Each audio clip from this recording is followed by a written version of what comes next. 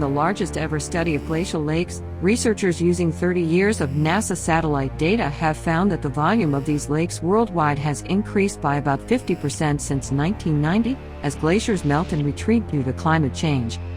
The findings published in the journal Nature Climate Change will aid researchers assessing the potential hazards to communities downstream of these often unstable lakes and help improve the accuracy of sea level rise estimates by advancing our understanding of how glacial meltwater is transported to the ocean.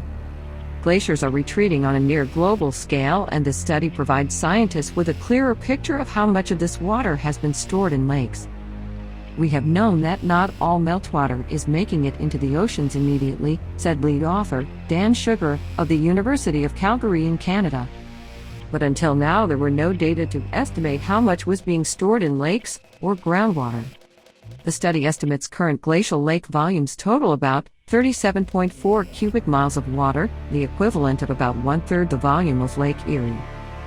Sugar and his collaborators from governments and universities in Canada, the United States, and the United Kingdom, working under a grant from NASA's High Mountain Asia program, initially planned to use satellite imaging and other remote sensing data to study 24 glacial lakes in High Mountain Asia, a geographic region that includes the Tibetan Plateau and surrounding mountain ranges, including the Himalaya.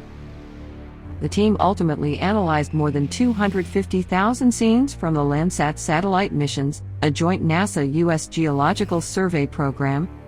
A decade ago, it would not have been possible to process and analyze this volume of data.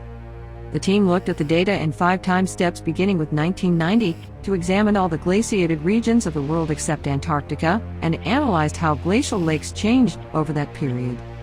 Sugar points out that while water from melting glaciers is a relatively small contributor to overall sea level rise, it can have a major impact on mountain communities downstream of these glacial lakes. In North America, the risks posed by a glacial lake outburst flood are lower. We don't have much in the way of infrastructure or communities that are downstream, Sugar said.